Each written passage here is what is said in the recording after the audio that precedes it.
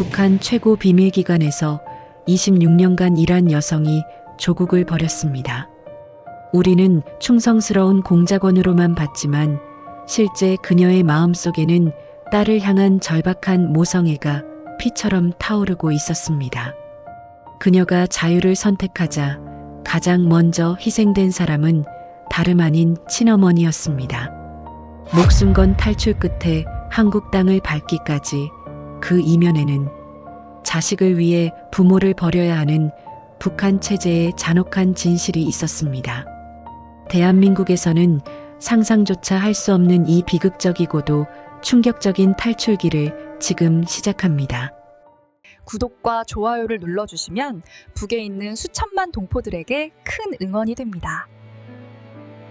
소감을 댓글로 달아주시면 감사한 마음으로 인사드리겠습니다. 제 이름은 최선희입니다. 여러분도 아시다시피 북한에서 정찰총국이라 하면 가장 비밀스러운 조직이죠. 그 중에서도 여성 공작원은 더욱 드물었습니다. 당시 저는 그게 자랑스러웠습니다. 여자도 혁명의 전사가 될 수 있다는 걸 증명하고 싶었거든요. 어린 시절 제 기억은 늘 모란봉 언덕과 함께 있습니다. 아버지 최영수는 노동당 간부셨고 어머니 박명숙은 전형적인 혁명 가정의 주부셨죠. 우리 집은 3대째 당에 충성한 집안이었습니다. 할아버지는 6.25 때 인민군으로 싸우셨고 아버지는 김일성 수령님을 직접 뵌 적도 있으셨어요. 그런 집안에서 자란 저는 자연스럽게 조국을 위해 살아야 한다고 배웠습니다. 일요일이면 어머니와 모란봉에 도시락 싸들고 소풍을 갔습니다. 어머니가 직접 만든 녹두지짐과 어복쟁반을 먹으며 대동강을 내려다보던 그 시간들이 지금도 생생합니다. 어복쟁반은 평양 특유의 음식이었는데 명태를 얇게 저며서 야채와 함께 쟁반에 담는 거였어요. 어머니는 그걸 만들 때마다 말씀하셨죠. 선희야, 우리는 혁명 가문이란다. 조국을 위해 살아야 한다. 저는 그 말씀을 진심으로 믿었습니다. 의심 없이요. 만경대형 명학원을 졸업하고 김일성 종합대학 외국어학부에 입학했을 때가 1993년이었습니다. 중국어와 영어, 프랑스어까지 배웠죠. 당시만 해도 북한에서 외국어를 배운다는 것은 엄청난 특권이었습니다. 평양에서도 극소수만 누릴 수 있는 기회였어요. 저는 그 기회를 놓치지 않으려고 밤낮으로 공부했습니다. 동기들보다 뛰어나고 싶었고 조국에 도움이 되고 싶었거든요. 98년 25살 때 정찰총국에서 저를 불렀습니다. 동무는 조국을 위해 보이지 않는 곳에서 일할 수 있겠는가? 그 질문에 저는 주저없이 대답했습니다. 예, 수령님을 위해 목숨 바치겠습니다. 면접관이 만족스러운 표정으로 고개를 끄덕였어요.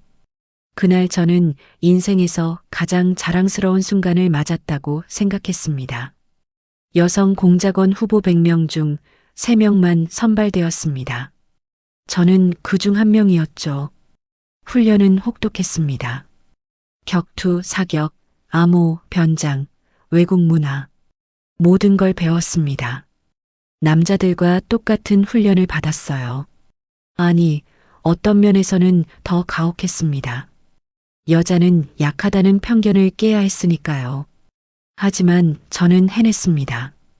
악착같이 버텼고 결국 상위권으로 졸업했습니다. 2000년부터 본격적인 해외 임무가 시작되었습니다.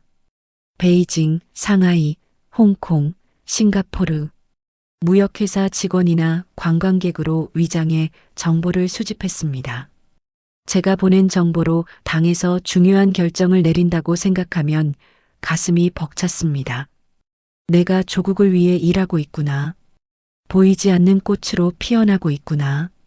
그런 자부심이 넘쳤습니다. 2002년 29살에 남편 리성철을 만났습니다. 김일성 종합대학 물리학 교수였던 그는 당의 중매로 저와 결혼했죠. 혁명 가문끼리의 결합이었습니다. 이듬해 딸 혜린이가 태어났습니다. 처음 아이를 안았을 때의 그 감정을 뭐라 표현할까요? 작고 따뜻한 생명이 제 품에 안겨 있었어요. 내 딸만큼은 행복하게 살게 하고 싶다는 생각이 들었습니다. 하지만 그때는 그게 북한에서도 가능하다고 믿었습니다. 딸을 낳고도 저는 임무를 계속했습니다. 어머니가 손녀를 돌봐주셨거든요. 주말이면 어머니 댁에 가서 함께 김치를 담그고 명절이면 온 가족이 모여 송편을 빚었습니다. 추석 때 만드는 송편 냄새, 설날에 먹는 떡국 맛. 그런 것들이 우리 가족을 하나로 묶어주었어요. 평양 중구역의 특별 아파트 5층, 엘리베이터도 있는 그 집에서 우리는 완벽한 혁명 가정으로 칭송받았습니다. 2015년쯤 딸 혜린이가 초등학교를 졸업할 무렵까지 저는 진심으로 행복했습니다. 해외에 나갈 때마다 화려한 도시들을 봤습니다. 하지만 그때는 자본주의의 겉모습일 뿐이라고 생각했죠. 오히려 우리 체제가 더 인간적이다고 믿었습니다. 임무를 마치고 평양에 돌아오면 당에서 훈장과 포상을 주었습니다. 특별 배급으로 쌀과 기름을 받았고 달러를 쓸 수 있는 특권도 있었습니다. 저는 제 삶에 의문을 품지 않았습니다. 나는 조국을 위해 싸우는 보이지 않는 꽃이라는 자부심으로 가득했습니다. 아버지의 훈장을 볼 때마다 다짐했어요. 나도 아버지처럼 조국에 충성하겠다. 하지만 그 자부심에 균열이 생기기 시작한 건 딸 혜린이가 중학교에 들어가던 2016년부터였습니다. 2017년 여름 제 인생의 전환점이 찾아왔습니다. 싱가포르 임무 중이었습니다. 무역 박람회장에서 정보를 수집하던 중 한 여성 사업가를 우연히 만났죠. 그분은 유창한 한국어를 구사했습니다. 40대 중반으로 보이는 그분은 세련된 옷차림에 자신감 넘치는 표정이었어요. 실례지만 어느 나라 분이세요? 제가 조심스럽게 묻자 그분은 밝게 웃으며 말했습니다. 저요? 한국 사람이에요. 그런데 원래는 평양 출신이었어요. 순간 제 심장이 멈추는 것 같았습니다. 그분은 탈북자였습니다. 10년 전 중국을 거쳐 한국에 정착했다고 했죠. 지금은 이렇게 자유롭게 사업하고 있어요. 제 선택에 후회 없어요. 그분의 눈빛에는 두려움이 없었습니다. 오히려 자신감이 넘쳤죠. 명함을 주시며 말씀하셨어요. 언제든 연락하세요. 같은 평양 출신이니까요. 저는 당황해서 인사만 하고 자리를 떴지만 그날 밤 호텔에서 잠을 이룰 수 없었습니다. 나와 같은 평양 출신인데 왜 저렇게 자유로워 보이는 걸까? 그분의 미소가 계속 떠올랐습니다. 평양으로 돌아온 뒤 세상이 다르게 보이기 시작했습니다. 거리를 걷는 사람들의 지친 얼굴이 눈에 들어왔어요. 장마당에서 물건을 파는 아주머니들의 거친 손이 보였습니다. 예전에는 보이지 않던 것들이 하나둘씩 보이기 시작했죠. 내가 지금까지 뭘 본 거지? 진짜 현실을 외면하고 살았나? 2018년 봄 딸 혜린이가 김일성 종합대학에 입학했습니다. 외국어 문학부에 들어간 딸은 눈을 반짝이며 말했어요. 엄마, 나도 엄마처럼 외교관 되고 싶어요. 조국을 위해 일하고 싶어요. 엄마가 자랑스러워요. 순수한 딸의 눈빛을 보는데 제 가슴이 무너지는 것 같았습니다. 내 딸도 나처럼 거짓 신분으로 평생을 살게 될까? 매일 두려움 속에서 살게 될까? 밤에 딸의 자는 얼굴을 보며 눈물을 흘렸습니다. 그해 가을, 어머니 박명숙이 쓰러지셨습니다. 당뇨병이었죠. 병원에서는 인슐린이 필요하다고 했지만 제대로 된 약이 없었습니다. 저는 정찰총국 간부인데도 어머니 약 하나 구하기가 하늘의 별 따기였습니다. 평양 특권층인 우리도 이런데 지방 주민들은 얼마나 힘들까요? 결국 장마당에서 중국산 밀수약을 비싼 값에 구해야 했죠. 한 달 배급보다 비싼 가격이었어요. 우리는 혁명 가문인데 왜 어머니는 제대로 된 치료를 못 받으시는 걸까? 2019년 어머니 댁에 갔을 때였습니다. 어머니가 조용히 말씀하셨어요. 선이야, 요즘 동네에서 굶어 죽는 사람들이 생긴단다. 배급이 끊긴 지 오래고 장마당에서 장사하지 못하면 굶어야 해. 저는 충격을 받았습니다. 평양 핵심 지역도 이런데 지방은 얼마나 심할까요? 제가 해외에서 본 풍요로운 나라들과 너무 대조적이었습니다. 싱가포르의 그 여성이 떠올랐어요. 그분은 이제 배고픔 걱정 없이 살고 계시겠지. 그날 밤 남편 리성철과 처음으로 솔직한 대화를 나눴습니다. 여보, 우리 딸이 이 나라에서 행복할 수 있을까요? 남편은 한참을 침묵하다가 말했습니다. 나도 그 생각을 합니다. 하지만 입 밖에 낼 수 없었소. 당신이 먼저 말해주니 다행이요. 우리 부부는 그날 밤 아무 말도 하지 못했습니다. 벽에도 귀가 있다는 걸 알았으니까요. 다만 손을 꼭 잡고 있었습니다. 2020년 해외 임무로 베이징에 갔을 때였습니다. 호텔방에서 몰래 한국 드라마를 봤습니다. 그 전까지는 부르주아 문화라고 무시했지만 그날은 달랐습니다. 화면 속 사람들은 자유롭게 웃고 사랑하고 꿈을 이야기했습니다.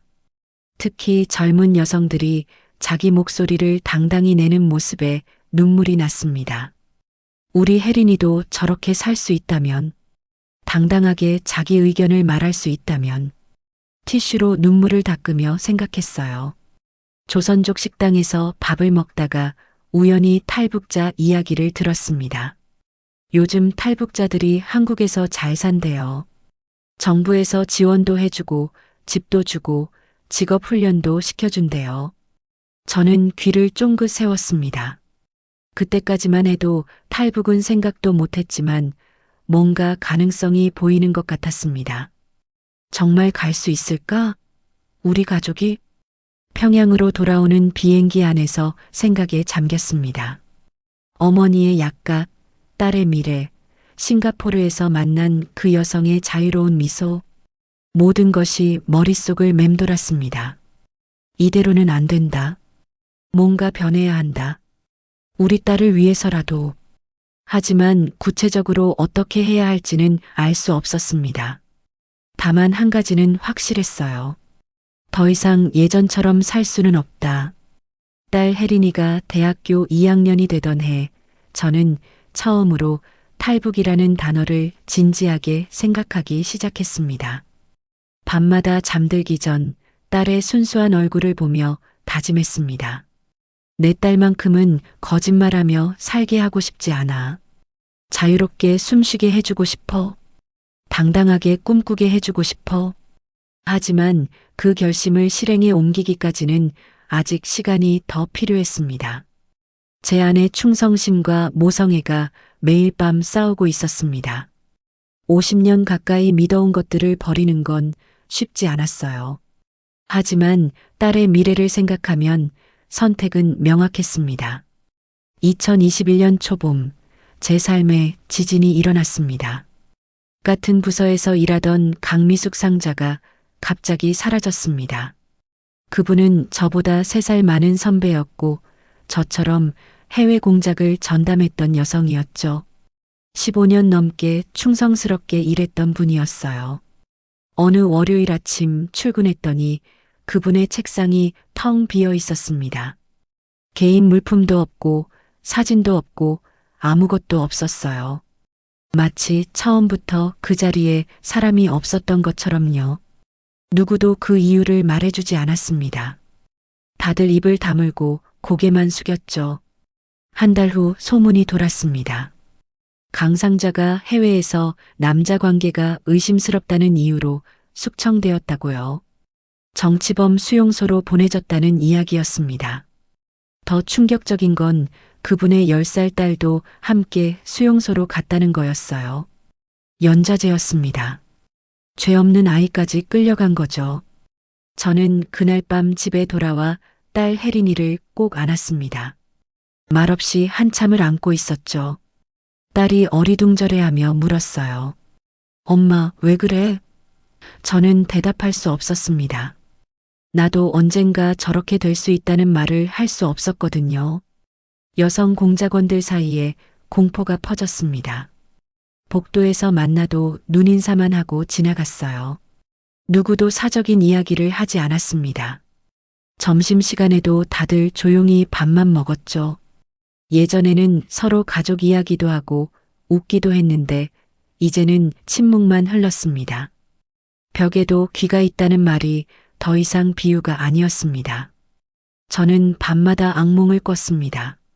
제가 끌려가고 딸 혜린이도 함께 수용소로 가는 꿈이었죠. 식은땀을 흘리며 깨어나곤 했습니다. 그해 여름 정찰 총국 내부에 숙청 바람이 불었습니다. 사상 이완 검열이 시작된 거예요. 해외에 다녀온 사람들은 모두 의심 대상이었습니다. 특히 여성 공작원들은 더 엄격하게 조사받았어요. 여자들은 감정적이라 변절하기 쉽다는 이유였습니다. 말도 안 되는 편견이었지만 누구도 반박할 수 없었어요. 저는 매일 출근하는 게 두려웠습니다. 오늘은 내 차례가 아닐까? 그런 생각에 가슴이 조여왔어요. 2022년 봄 또 한 명의 동료가 사라졌습니다. 이번엔 남자 동료였는데 해외에서 자본주의에 물들었다는 혐의였습니다. 그분의 아내와 두 아들도 함께 추방되었다고 들었습니다. 평양에서 지방으로 쫓겨난 거죠. 함경북도 산골로 갔다는 소문이었어요. 특권을 누리던 가족이 하루아침에 지방 산골로 쫓겨난 겁니다. 저는 남편에게 말했습니다. 우리도 언제 어떻게 될지 모르겠어요. 아무리 충성해도 소용없어요. 남편은 고개를 끄덕였습니다. 나도 알고 있소. 두렵소. 그해 가을 딸 혜린이가 대학교 4학년이 되었습니다. 졸업하면 외무성에 배치될 예정이었죠. 어느 날 저녁 딸이 신나서 말했어요. 엄마, 나 졸업하면 외교관 시험 볼 거야. 엄마처럼 해외에 나가고 싶어? 조국을 위해 일하고 싶어? 저는 웃으며 대답했지만 속으로는 울고 있었습니다. 내 딸이 나처럼 이 지옥 같은 삶을 살게 할 순 없어. 매일 두려움 속에서 감시받으며 살게 할 순 없어. 같은 아파트에 사는 여성 공작원 박동지와 우연히 엘리베이터에서 마주쳤습니다. 주변에 아무도 없는 걸 확인하고 그분이 작은 목소리로 말했어요. 다들 속으로는 알아요. 하지만 입 밖에 낼 수 없죠. 우리는 그냥 버티는 거예요. 딸들을 위해. 그분은 말을 잇지 못하고 눈물을 흘렸습니다. 저도 울었습니다. 말없이 서로 손을 꼭 잡았죠. 엘리베이터가 1층에 도착하자 우리는 아무 일 없었다는 듯 헤어졌습니다. 그날 밤 남편과 진지하게 이야기를 나눴습니다. 창문을 꼭 닫고 목소리를 낮추고 이야기했어요. 여보, 우리 딸이 이 길을 가는 게 맞을까요? 이렇게 매일 두려워하며 사는 게 맞을까요? 남편은 한참을 망설이다 말했습니다. 선희, 나는 당신을 믿소. 당신이 결정하면 나도 따르겠소. 우리 딸을 위해서라면. 저는 그제야 남편도 저와 같은 생각이라는 걸 알았습니다. 우리 부부는 그날 밤 처음으로 탈북이라는 단어를 속삭였습니다. 어머니를 뵈러 갔을 때였습니다. 어머니가 인슐린 주사를 맞으며 한숨을 쉬셨어요. 선희야, 이 약값이 한 달 배급보다 비싸단다. 엄마 때문에 너희 고생이 많구나. 차라리 엄마가 없으면. 저는 어머니 손을 잡으며 말했습니다. 어머니, 무슨 말씀을 그렇게 하세요. 제가 꼭 효도하겠습니다. 하지만 속으로는 다른 생각을 하고 있었죠. 제가 탈북하면 어머니를 다시 못 뵐 텐데. 어머니는 저를 배신자라고 생각하실 텐데. 2022년 겨울, 저는 결심했습니다. 더 이상은 못 참겠다. 우리 딸만이라도 살려야 한다. 이곳에서 계속 살면 우리 모두 망가질 거야. 하지만 어떻게 탈북할지 구체적인 계획은 없었습니다. 다만 한 가지는 확실했습니다. 내년 안에 반드시 이곳을 떠나야 한다. 딸이 외무성에 배치되기 전에 매일 밤 딸의 자는 얼굴을 보며 다짐했습니다. 혜린아, 엄마가 너를 자유롭게 해줄게. 꼭 그렇게 하고 말 거야. 내가 두려움 없이 살 수 있는 곳으로 데려갈게. 그리고 창밖의 평양 야경을 보며 생각했습니다. 이게 마지막이 될 거야. 곧 이 도시와 작별할 거야. 이 지옥 같은 곳과 2023년 새해가 밝았습니다. 저는 더 이상 망설일 수 없었습니다. 봄이 오면 딸 혜린이가 대학을 졸업하고 외무성에 배치될 예정이었으니까요. 그 전에 반드시 떠나야 한다.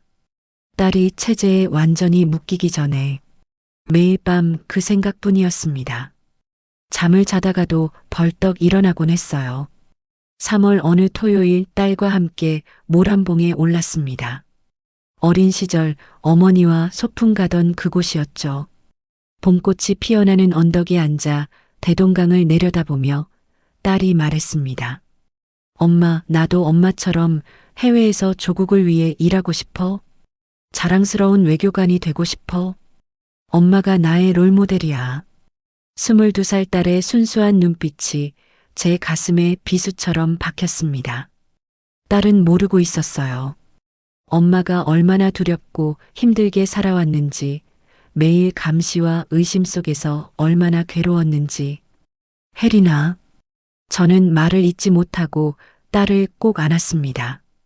딸은 어리둥절해하며 물었어요. 엄마, 왜 그래? 아파? 아니야, 그냥. 우리 딸이 자랑스러워서, 너무 예뻐서. 하지만 속으로는 울고 있었습니다. 내가 너를 이 지옥에서 꺼내줄게. 내가 진짜 자유롭게 꿈꿀 수 있는 곳으로 데려가 줄게. 거짓말하지 않고 살 수 있는 곳으로. 대동강을 보며 맹세했습니다. 그날 밤 남편과 마지막 결정을 했습니다. 딸이 잠든 후 거실에 앉아 조용히 이야기했어요. 2025년 안에 탈북합니다. 가족 모두 함께. 혜린이가 외무성에 배치되기 전에 반드시. 남편은 고개를 끄덕였어요. 혜린이 미래를 위해서라면 나도 각오되어 있어. 이제는 떠나야 할 때요. 우리는 서로 손을 맞잡았습니다. 50년 평생 북한에서 살았지만 이제는 떠날 때라는 걸 둘 다 알고 있었습니다. 준비는 신중하게 진행했습니다. 저는 해외 공작원 출신이니까 누구보다 조심해야 했죠. 한 번이라도 의심받으면 끝이었습니다. 먼저 돈을 모았습니다.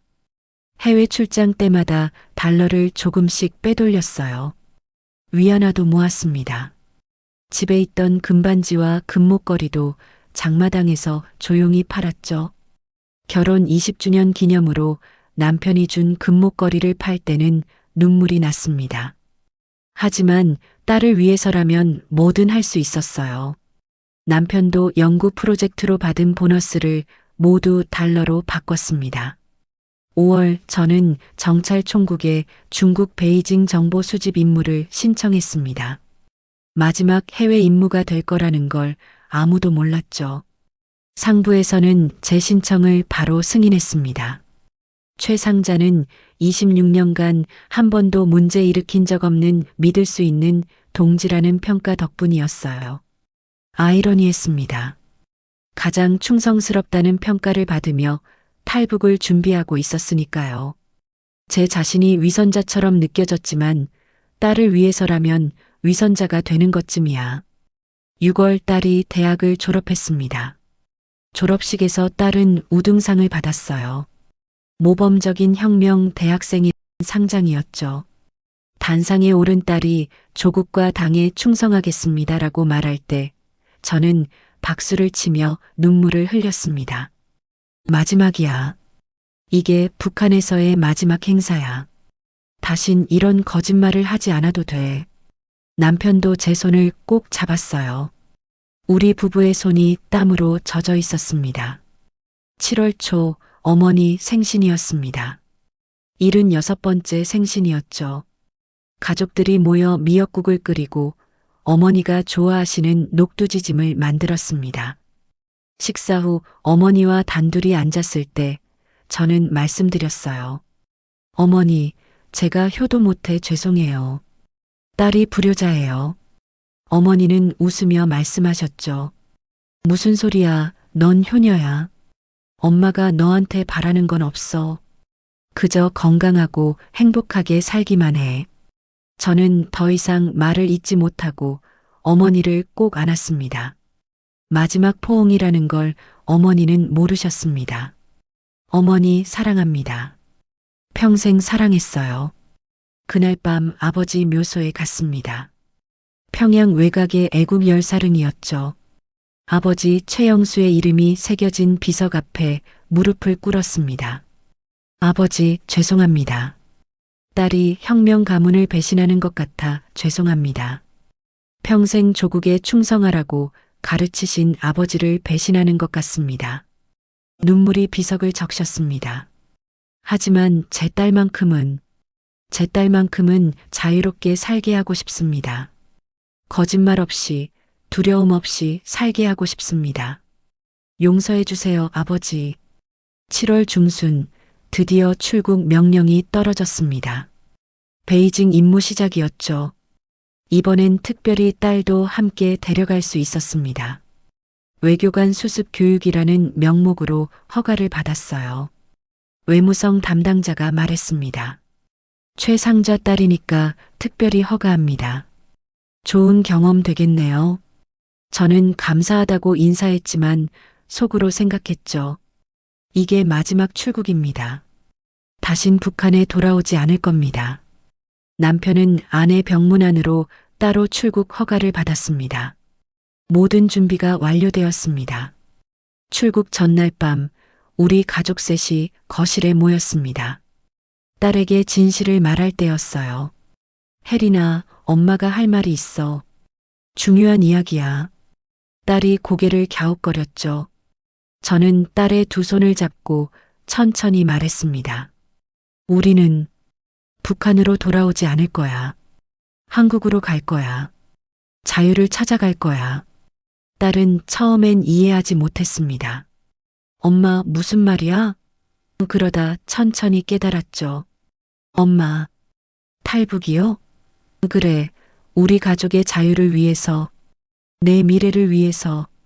딸은 한참을 말없이 있다가 물었어요. 할머니는요? 할머니도 같이 가요? 저는 대답할 수 없었습니다. 눈물만 흘렀죠. 미안해, 혜린아. 할머니는 함께 갈 수 없어. 너무 연세가 많으시고. 딸도 울었습니다. 할머니 두고 가는 거예요? 언젠가 통일이 되면 다시 만날 수 있을 거야. 하지만 그게 언제가 될지 아무도 몰랐습니다. 딸은 한참을 울다가 말했어요. 엄마, 나도 가고 싶어. 자유롭게 살고 싶어. 하지만 할머니 생각하면. 그날 밤 우리 가족은 밤새 서로를 안고 울었습니다. 2025년 7월 20일 우리 가족의 탈출이 시작되었습니다. 평양 순안공항으로 가는 차 안에서 딸이 계속 뒤를 돌아봤어요. 엄마, 정말 마지막인 거죠? 그래, 혜린아. 다신 이 길을 오지 않을 거야. 평양의 거리가 멀어지는 걸 보며 복잡한 감정이 들었습니다. 51년을 산 도시, 추억이 가득한 곳이었지만 동시에 감옥이기도 했던 곳이었죠. 순안공항에서 베이징행 고려항공을 탔습니다. 공식적으로는 정보 수집 임무와 외교관 수습이었습니다. 검색대를 통과할 때 제 심장이 터질 것 같았어요. 보안 요원이 제 서류를 보며 물었습니다. 최상자 동지, 베이징 임무시죠? 예, 한 달 예정입니다. 거짓말이었습니다. 다신 돌아오지 않을 거니까요. 하지만 정찰 총국 상자라는 신분 덕분에 간단한 검문만 받고 통과했습니다. 딸도 외교관 수습생이라는 신분으로 통과했죠. 비행기 안에서 딸 혜린이 손을 꼭 잡았습니다. 딸도 제 손을 꼭 쥐었죠. 손이 차가웠어요. 떨리고 있었습니다. 엄마 무서워. 엄마가 있잖아. 괜찮아. 창밖으로 평양이 멀어지는 걸 보며 생각했어요. 어머니, 죄송합니다. 딸이 먼저 갑니다. 당신을 두고 가는 딸을 용서해 주세요. 눈물이 흘렀지만 닦을 수 없었습니다. 옆자리 승객들이 볼까봐 고개를 돌렸죠. 창밖만 바라봤습니다. 베이징 공항에 도착한 건 그날 오후였습니다. 남편은 이틀 후 따로 도착하기로 했어요. 호텔에 짐을 풀자마자 저는 과거 정보망에서 알게 된 조선족 브로커에게 연락했습니다. 10년 전 베이징 임무 때 알게 된 사람이었어요. 김 선생님, 저 최선희입니다. 도와주셔야 합니다. 전화기 너머로 놀란 목소리가 들렸어요. 최 상자님? 설마? 네, 탈북입니다. 가족 셋입니다. 제발 도와주세요. 침묵이 흘렀습니다. 위험한 일입니다. 정찰 총국 출신이라면 알아요. 하지만 딸을 위해서입니다. 이틀 후 남편이 베이징에 도착했습니다. 우리는 호텔을 나와 조선족 거주 지역의 허름한 여관으로 옮겼어요. 김 선생님이 준비해 준 곳이었죠. 여기서 일주일 숨어 계세요. 제가 루트를 준비하겠습니다. 하지만 비용이 많이 듭니다. 우리는 준비해온 돈을 모두 내놨습니다. 달러 2만 불, 위안화 10만 위안. 평생 모은 돈이었어요. 이게 전부입니다. 김 선생님이 고개를 끄덕였습니다. 해보겠습니다. 우리는 방 안에만 갇혀 지냈습니다. 밖에 나갈 수 없었어요. 딸 혜린이는 무서워하며 물었어요. 엄마, 우리 잡히면 어떻게 돼? 할머니는요? 할머니도 연좌제로. 생각하기도 싫은 일이었습니다. 잡히지 않아. 엄마가 지켜줄게. 절대 잡히지 않아. 하지만 속으로는 두려웠습니다. 정찰 총국 출신이 탈북하면 가족들이 어떻게 될지.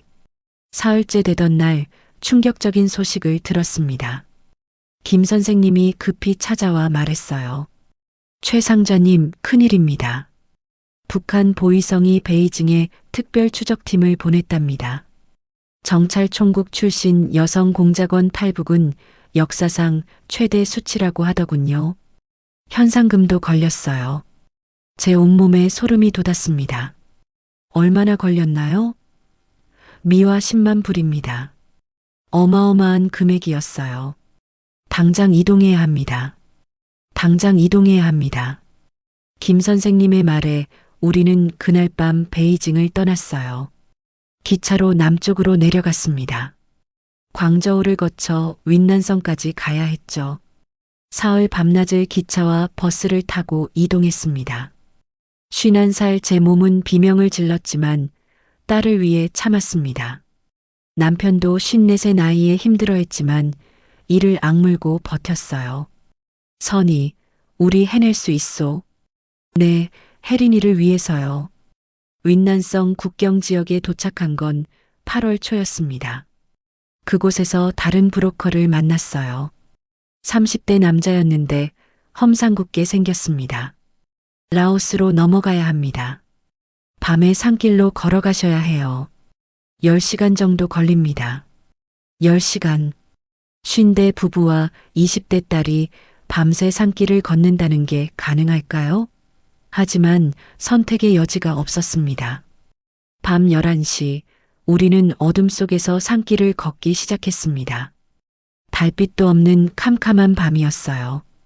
브로커가 앞장서고 우리 가족 셋이 따라갔습니다. 딸이 중간에 넘어졌어요. 엄마, 더 못 가겠어. 다리가 안 움직여. 저는 딸을 일으켜 세우며 말했죠. 조금만 더. 우리 조금만 더 가자. 자유가 저 너머에 있어. 남편이 딸의 가방을 대신 들어주었습니다. 아빠가 들게. 넌 그냥 걷기만 해. 새벽 3시쯤 국경을 넘었습니다. 라오스 땅이었어요. 하지만 안도할 겨를이 없었습니다. 이틀 동안 정글 속을 걸어야 했거든요. 54살 남편은 숨을 헐떡였고 저도 다리가 풀렸습니다. 하지만 딸이 있었기에 걸을 수 있었어요. 혜린아, 엄마가 내 손 절대 안 놓을게. 우리 함께 가자. 메콩강을 건널 때가 가장 무서웠습니다. 한밤중에 작은 배를 타고 강을 건넜죠.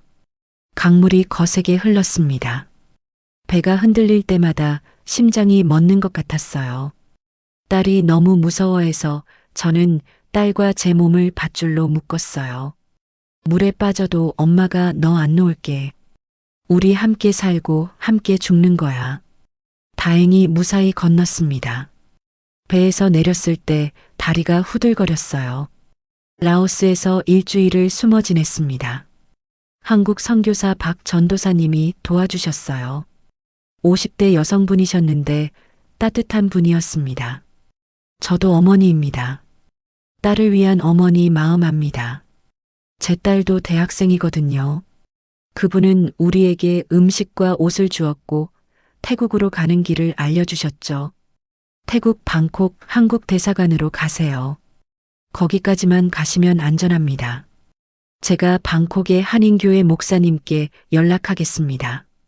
8월 중순 드디어 태국에 도착했습니다.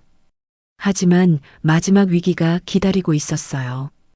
방콕에도 북한 공작원이 있다는 정보를 들었습니다. 한국 대사관까지 3km, 우리는 택시를 타지 않고 걸었어요. 눈에 띄면 안 됐거든요. 뙤약볕 아래 3시간을 걸었습니다. 쓰러질 것 같았지만 버텼어요. 한국 대사관 정문이 보였을 때 딸이 물었어요. 엄마, 저기가 대한민국이에요? 그래, 혜린아. 저기가 자유야. 우리가 그렇게 바라던 자유. 우리 가족은 마지막 힘을 내서 대사관으로 걸어 들어갔습니다. 경비원이 놀라며 물었죠. 어느 나라 분이세요? 저는 떨리는 목소리로 대답했습니다. 대한민국 국민으로 보호 요청합니다. 북한에서 왔습니다. 태국 한국 대사관 접견실에서 영사님을 만났습니다. 50대 중반의 그분은 우리를 보더니 놀란 표정을 지었어요. 북한 정찰총국 출신이시라고요? 여성 공작원이요? 저는 고개를 끄덕였습니다. 네, 2025년 7월까지 정찰총국 상자로 일했습니다. 이제는 자유를 찾아왔습니다. 제 딸과 남편도 함께요. 영사님은 한참을 저를 쳐다보더니 말했습니다. 용기 내셨습니다. 환영합니다. 영사님은 우리에게 물과 음식을 주셨어요. 빵과 우유, 과일이었습니다. 딸이 바나나를 보고 눈물을 흘렸어요. 엄마, 바나나야. 북한에서는 특권층도 먹기 힘든데. 저도 눈물이 났습니다. 이제 마음껏 먹을 수 있어. 일단 안전합니다. 여기는 대한민국 영토나 마찬가지니까요.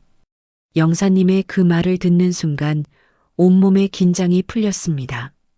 딸 혜린이는 그 자리에서 울음을 터뜨렸어요. 한 달 동안 참았던 두려움과 긴장이 한꺼번에 쏟아진 거죠. 남편은 말없이 고개를 숙였습니다. 어깨가 떨리고 있었어요. 저도 눈물이 멈추지 않았습니다. 드디어 자유를 찾았구나. 대사관에서 일주일을 머물렀습니다. 신원 확인과 서류 작업이 필요했거든요. 국정원 직원분들이 오셔서 조사를 받았습니다. 정찰총국에서 어떤 일을 하셨나요? 해외에서 주로 정보 수집을 했습니다. 중국, 동남아, 유럽. 저는 솔직하게 대답했어요. 숨길 이유가 없었으니까요. 그분들도 이해해 주셨습니다. 북한 체제를 벗어나신 거니까요. 과거는 과거입니다. 그 일주일 동안 처음으로 마음 편히 잠을 잤어요. 대사관 숙소는 작았지만 깨끗했습니다. 침대가 푹신했고 에어컨도 있었어요. 딸도 편안한 얼굴로 잠들었습니다. 엄마, 나 여기서 자도 돼? 그럼 이제 안전해. 마음껏 자렴. 52년 인생에서 처음으로 느끼는 안전함이었죠. 밤에 두려워할 필요가 없었어요. 보이성이 문을 두드릴 걱정도 없었습니다. 대사관 직원들이 친절하게 대해주셨습니다. 특히 여직원 한 분이 딸에게 잘해주셨어요. 혜린 씨, 용기 내셔서 오신 거 진심으로 환영합니다. 한국 과자를 주시며 말씀하셨죠. 한국에 가면 대학도 다시 다닐 수 있어요. 꿈을 마음껏 펼치세요. 탈북민 특별 전형도 있고 정부 지원도 있어요. 딸은 그 말에 눈을 반짝였습니다. 정말요? 제가 원하는 대학을 선택할 수 있어요? 물론이죠. 여기는 자유의 나라니까요. 8월 말 드디어 한국행 비행기 티켓을 받았습니다. 내일 인천공항으로 가십니다. 대한민국에 오신 걸 환영합니다. 영사님의 말에 또 눈물이 났어요. 남편이 제 어깨를 두드렸습니다. 선이, 우리 해냈소. 혜린이를 자유롭게 해줬소. 당신 덕분이요. 저는 고개를 저었습니다. 우리 셋이 함께 해낸 거예요. 가족이 함께여서 가능했어요. 그날 밤 호텔방에서 딸과 이야기를 나눴습니다. 혜린아, 한국 가면 뭐 하고 싶어? 딸이 한참 생각하더니 말했어요. 엄마, 나 대학교 다시 다니고 싶어. 그리고 통일 외교 공부하고 싶어. 나중에 통일이 되면 할머니를 모시러 가고 싶어. 제 가슴이 뭉클했습니다. 할머니 보고 싶어요, 엄마. 딸의 눈에 눈물이 고였습니다. 저도 울었습니다. 나도 보고 싶어. 매일 생각해. 하지만 언젠가 꼭 만날 수 있을 거야. 통일이 되면 2025년 9월 1일 인천공항에 도착했습니다. 비행기에서 내려 입국장으로 걸어가는데 다리가 떨렸어요. 드디어 대한민국이구나. 자유의 땅이구나. 우리 딸이 자유롭게 살 수 있는 곳이구나. 입국 심사대에서 직원이 말했습니다. 대한민국에 오신 걸 환영합니다. 이제 안전합니다. 여기가 당신의 나라입니다. 그 말에 또 눈물이 쏟아졌어요. 50년 만에 진짜 내 나라를 찾은 느낌이었습니다. 공항 밖으로 나오자 가을 햇살이 비쳤습니다. 한국의 하늘은 평양보다 더 맑아 보였어요. 아니, 어쩌면 제 마음이 맑아진 걸지도 모르겠습니다. 딸이 제 팔을 잡으며 말했어요. 엄마, 공기가 달라. 진짜 자유의 냄새가 나. 그래, 이게 자유의 공기란다. 이제 우리는 자유야. 남편도 웃으며 고개를 끄덕였습니다. 통일부 담당자분들이 우리를 맞이했습니다. 최선희님 가족분들이시죠? 하나원으로 모시겠습니다. 거기서 3개월 동안 한국 생활 적응 교육을 받으시게 됩니다. 차를 타고 하나원으로 가는 길, 창밖으로 한국의 풍경이 펼쳐졌어요. 높은 빌딩, 넓은 도로, 많은 자동차들. 모든 게 신기했습니다. 특히 사람들이 자유롭게 걷는 모습이 인상적이었어요. 감시하는 사람도 없고 두려워하는 표정도 없었습니다. 하나원에 도착해서 방을 배정받았습니다. 가족 3명이 함께 쓸 수 있는 작은 방이었죠. 침대가 3개 있고 화장실과 샤워실도 딸려 있었어요. 딸이 침대에 누우며 말했습니다. 엄마, 여기서 우리 새로 시작하는 거예요? 그래, 혜린아. 우리 이제 자유롭게 살 수 있어. 아무도 감시하지 않고 아무도 의심하지 않아. 내가 원하는 꿈을 마음껏 꿀 수 있어. 그날 밤 창밖을 내다봤습니다. 별들이 반짝였어요. 평양에서 본 별들과 같은 별들이었지만 왠지 더 밝아 보였습니다. 어머니, 딸이 자유를 찾았습니다. 손녀 혜린이도 이제 자유롭게 살 수 있습니다. 언젠가 통일이 되면 어머니께 달려가겠습니다. 그때까지 건강하세요. 조용히 기도했습니다. 북한 하늘의 별을 보고 계실 어머니께 하나원 생활이 시작되었습니다. 매일 아침 한국 생활 적응 교육을 받았어요. 한국 역사, 한국 문화, 한국 경제, 민주주의, 인권, 모든 게 새로웠습니다. 특히 민주주의와 인권에 대한 교육이 인상 깊었죠. 사람은 태어날 때부터 자유롭고 평등합니다. 강사님의 그 말이 가슴에 와닿았습니다. 정말 그런 세상이 있구나. 우리가 그 세상에 왔구나. 딸은 또래 탈북 청년들과 금방 친해졌어요. 엄마, 여기 친구들 너무 좋아. 다들 꿈이 있어.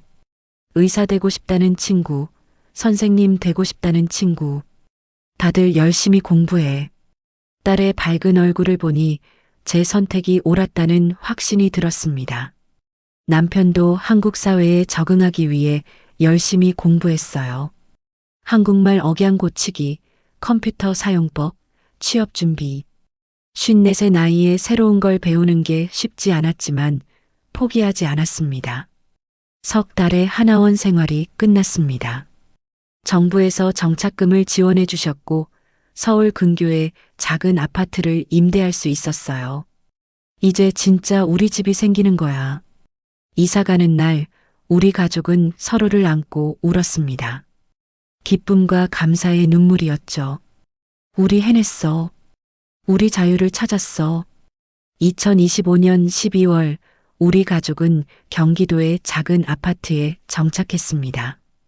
방 2개짜리 작은 집이었지만 우리에게는 천국이었어요. 딸이 자기 방을 배정받고는 신나했습니다. 엄마, 내 방이 생겼어. 내가 혼자 쓸 수 있는 방. 북한에서는 상상도 못할 일이었죠. 우리 집은 식구가 많아서 늘 좁았거든요.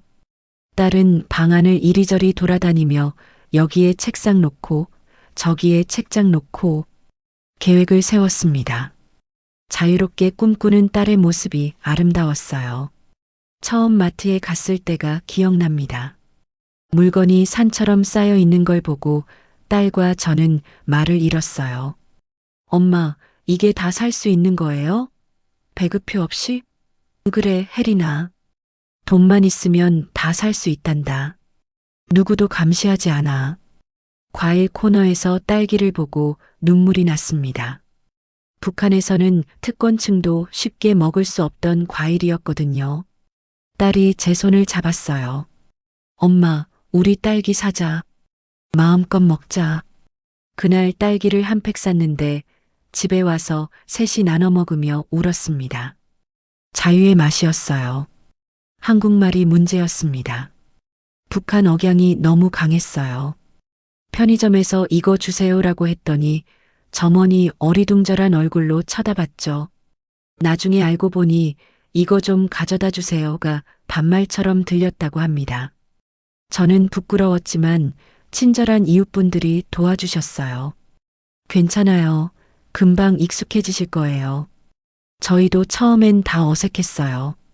아파트 이웃 아주머니가 한국 드라마를 보라고 권하셨어요. 드라마 보면 말투가 빨리 익숙해져요. 딸 혜린이는 한국 대학교 편입을 준비했습니다. 탈북민 특별 전형으로 지원할 수 있었거든요.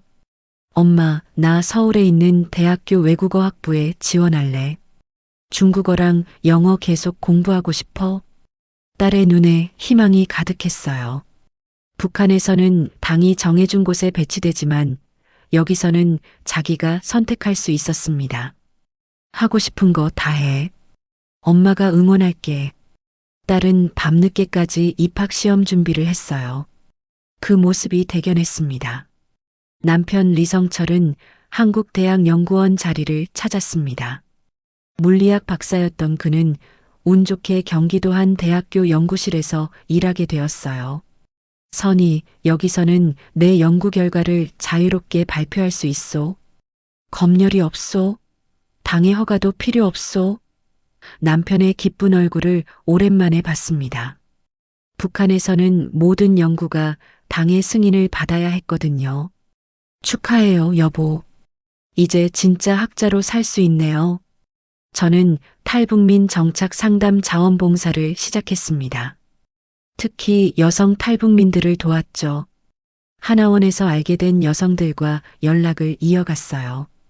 저도 북한에서 공작원으로 일했습니다. 여러분의 아픔을 압니다. 함께 이겨내요. 제 이야기를 들은 여성들이 눈물을 흘렸어요. 언니, 우리도 자유롭게 살 수 있을까요? 물론이에요. 저도 51살에 시작했잖아요. 나이는 숫자일 뿐이에요. 2026년 새해가 밝았습니다. 설날에 떡국을 끓이며 생각했어요. 작년 이맘때는 평양에 있었는데, 어머니와 함께 떡국을 먹었는데, 딸이 떡국을 맛보며 말했습니다. 엄마, 한국 떡국이 더 달아. 국물도 진해. 북한에서는 설탕이 귀했으니까 국물도 맑게 끓였지. 우리는 웃으며 떡국을 먹었습니다. 자유의 맛이었죠. 하지만 마음 한구석은 쓸쓸했어요. 어머니가 그리웠습니다. 3월 딸이 대학 합격 통지서를 받았습니다. 엄마, 나 붙었어. 서울대학교 외국어학부. 딸은 뛰며 기뻐했고 저도 남편도 눈물을 흘렸습니다. 혜린아, 축하해. 이제 내가 원하는 꿈을 마음껏 펼쳐. 누구도 막을 수 없어. 딸을 안으며 생각했어요. 내 선택이 옳았어. 우리 딸이 자유롭게 꿈꾸고 있잖아. 당당하게 미래를 준비하고 있잖아. 하지만 마음 한구석은 늘 아팠습니다. 북에 두고 온 어머니 생각에 밤마다 눈물을 흘렸어요. 어머니, 딸이 먼저 자유를 찾았습니다. 용서하세요. 손녀는 대학생이 되었습니다. 행복합니다. 하지만 어머니가 너무 보고 싶습니다. 남편이 제 손을 잡아줬습니다. 선이, 언젠가 통일이 되면 어머님을 다시 뵐 수 있을 거요. 그날까지 건강하게 살아요. 여성 탈북민 모임 자유의 여인들을 만들었습니다. 한 달에 한 번씩 모여 서로의 이야기를 나누고 정착 정보를 공유했죠. 20명 정도가 모였는데 모두 제각각의 아픔을 가지고 있었어요. 남편이 북에 남았어요. 아이들이 북에 있어요. 부모님이 보고 싶어요. 하지만 우리는 서로를 위로하고 격려했습니다. 우리는 살아남았어요. 자유를 찾았어요. 이제는 당당하게 살아요. 4월 달에 대학 입학식에 갔습니다. 캠퍼스는 넓고 아름다웠어요. 봄꽃이 만발했고 학생들이 자유롭게 웃고 떠들었습니다. 딸이 새 친구들과 웃으며 이야기하는 모습을 보니 가슴이 벅찼습니다. 엄마, 나 여기서 통일 외교 전공할 거야. 나중에 통일 외교관 되고 싶어. 할머니를 모시러 갈 거야. 딸의 꿈이었습니다. 저는 딸을 안으며 말했어요. 그래, 내 꿈을 이뤄. 엄마가 항상 응원할게. 5월 처음으로 한국 교회에 갔습니다. 북한에서는 종교가 금지되어 있었지만 여기서는 자유롭게 예배를 드릴 수 있었어요. 목사님이 설교하셨습니다. 하나님은 우리에게 자유를 주셨습니다. 그 자유를 감사하며 살아가십시오. 그 말에 눈물이 났습니다. 예배 후 목사님께 인사드렸어요. 저희 가족을 자유롭게 해주셔서 감사합니다. 매일 감사하며 살겠습니다. 6월 어느 날 모란봉 생각이 났습니다. 어린 시절 어머니와 소풍 가던 그곳, 딸과 마지막으로 산책하던 그곳. 통일이 되면 혜린이와 다시 가고 싶어. 이번엔 자유롭게, 두려움 없이. 남편에게 말했더니 고개를 끄덕였어요. 우리 세대의 통일을 볼 수 있을까? 꼭 봐야죠. 어머니를 다시 뵈려면, 고향 땅을 다시 밟으려면. 2026년 1월 2일 오늘입니다. 대한민국에서 맞는 두 번째 새해입니다. 어제 가족과 함께 새해 해돋이를 보러 동해안에 갔었어요. 바다에서 떠오르는 해를 보며 소원을 빌었습니다. 올해는 어머니가 건강하시길, 통일이 하루빨리 오길, 우리 가족이 건강하길, 딸과 남편도 함께 기도했습니다. 붉은 해가 수평선 위로 떠오를 때 새로운 희망이 보이는 것 같았어요. 지난 1년을 돌아보면 꿈만 같습니다. 51살에 모든 걸 버리고 탈북했던 그날, 메콩강을 건너며 딸 손을 꼭 잡았던 그 순간들이 어제 일 같아요. 지금 저는 자유롭습니다. 진정으로 자유롭습니다. 원하는 곳에 가고, 원하는 말을 하고, 원하는 꿈을 꿀 수 있습니다. 아침에 눈을 떠도 두렵지 않아요. 보이성이 문을 두드릴 걱정도 없고, 감시받을 염려도 없습니다. 이게 자유구나 매일 실감합니다. 딸 혜린이는 대학교 1학년을 잘 마쳤습니다. 영어와 중국어를 전공하며 통일 외교를 꿈꾸고 있어요. 성적도 우수했고 친구들도 많이 사귀었습니다. 엄마, 나 나중에 통일 외교관 되면 할머니 모시러 갈 거야. 북한에 있는 사람들 돕고 싶어. 딸의 그 말에 매번 눈물이 납니다. 23살 딸이 할머니를 그리워하는 모습을 보면 제 선택이 옳았으면서도 가슴이 아픕니다. 어머니를 두고 온 죄책감은 평생 지고 갈 짐인 것 같아요. 남편은 대학 연구원으로 열심히 일하고 있어요. 선이, 여기서는 내 생각을 자유롭게 연구할 수 있어. 검열도 없고 당의 지시도 없소. 논문도 자유롭게 발표할 수 있어. 55살에 새로운 삶을 시작한 남편이 자랑스럽습니다. 우리 부부는 이제 평등하게 살아갑니다. 북한에서처럼 제가 더 높은 지위였던 게 아니라 서로 존중하며 살아가죠. 여보, 오늘 저녁 뭐 먹을까요? 당신이 좋아하는 걸로 하죠. 이런 평범한 대화가 행복입니다. 저는 자유의 여인들 모임을 이끌며 여성 탈북민들을 돕고 있습니다. 지난달에는 30명이 넘게 모였어요. 20대부터 60대까지 다양한 연령의 여성들이 모여 서로의 아픔을 나누고 희망을 이야기합니다. 우리는 자유를 찾은 여인들입니다. 우리는 살아남았습니다. 우리는 이길 수 있습니다. 제 말에 다들 눈물을 흘립니다. 하지만 그 눈물 뒤에는 희망이 있어요. 지난주에는 한 방송국에서 인터뷰 요청이 왔습니다. 북한 여성 공작원 출신으로서 증언해 주실 수 있나요? 처음에는 망설였습니다. 제 과거가 부끄러웠거든요. 간첩으로 살았던 26년이 부끄러웠어요. 하지만 남편과 딸이 말했어요. 엄마 이야기를 들어야 할 사람들이 많아요. 북한의 진실을 알려주세요. 그게 진정한 속죄예요. 저는 용기를 내어 인터뷰에 응했습니다. 카메라 앞에서 제 이야기를 했습니다. 저는 26년간 정찰총국에서 일했습니다. 충성스러운 혁명 전사라고 자부했죠. 하지만 제 딸만큼은 그렇게 살게 할 수 없었습니다. 그래서 51년 살던 고향을 떠났습니다. 자유를 위해, 제 딸의 미래를 위해 눈물이 흘렀지만 참지 않았습니다. 이게 진실이니까요. 북한에는 아직도 제 어머니가 계십니다. 수많은 여성들이 고통받고 있습니다. 그들에게도 자유가 필요합니다. 방송 후 많은 분들이 응원 메시지를 보내주셨어요. 용기 내주셔서 감사합니다. 딸을 위한 어머니의 사랑에 감동받았습니다. 북한의 현실을 알려주셔서 감사합니다. 그 메시지들을 읽으며 생각했습니다. 내 고통이 헛되지 않았구나. 누군가에게 희망이 되었구나. 누군가에게 진실을 알렸구나. 하지만 밤이 되면 어머니 생각에 잠을 이루지 못합니다. 78살이 되신 어머니, 당뇨병으로 고생하시는 어머니, 딸이 배신자가 되었습니다. 하지만 손녀만큼은 자유롭게 살게 하고 싶었습니다. 용서하세요. 창밖 별을 보며 기도합니다.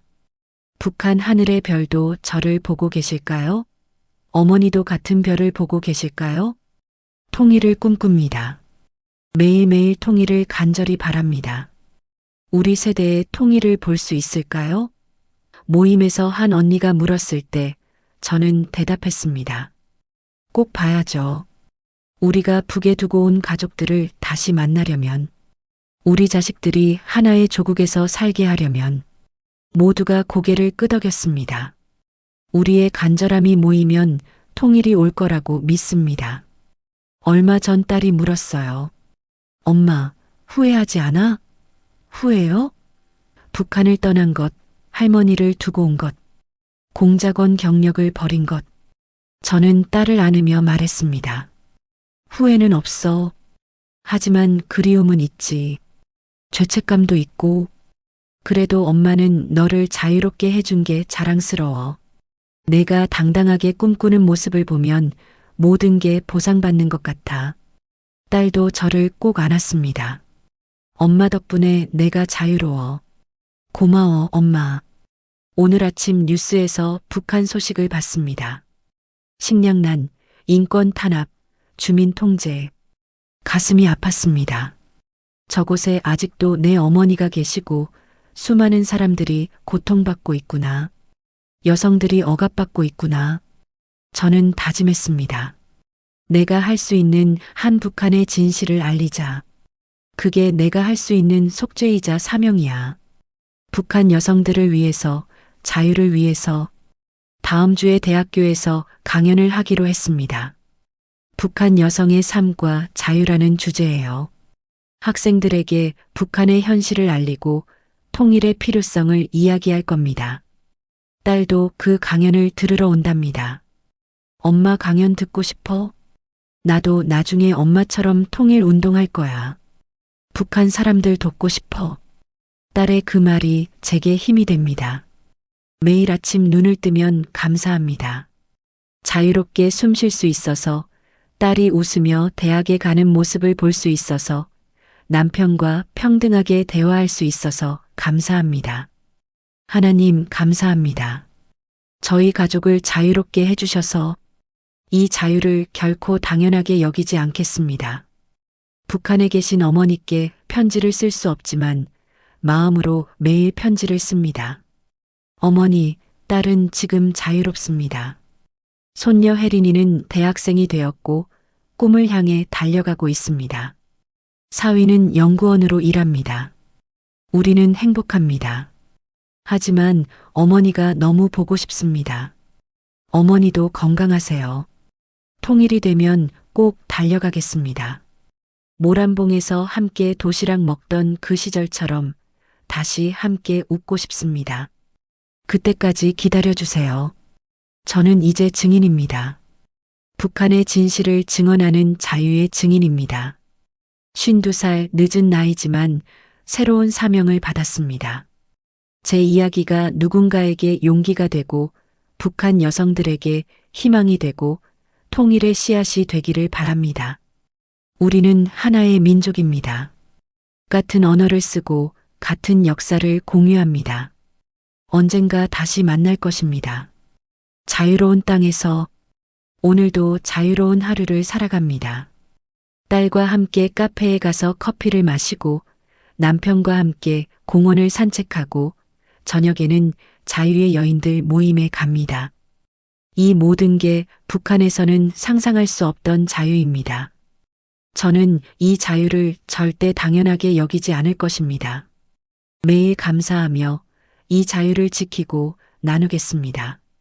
북한에 있는 모든 여성들에게 말하고 싶습니다. 당신도 자유로울 자격이 있습니다. 당신도 꿈꿀 권리가 있습니다. 당신도 당당하게 살 권리가 있습니다.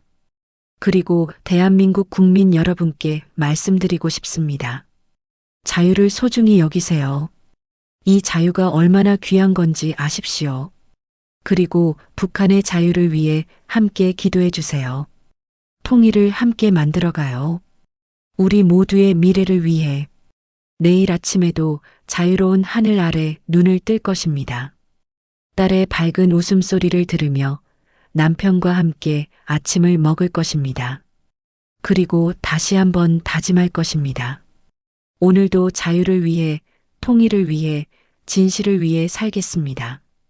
북한에 있는 어머니를 위해, 북한 여성들을 위해, 다음 세대를 위해.